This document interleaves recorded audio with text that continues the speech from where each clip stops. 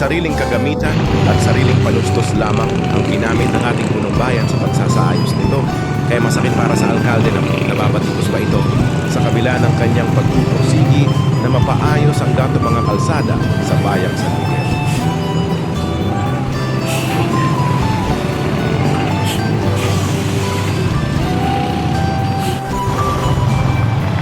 Mabilis na yung daling ng trapiko dito.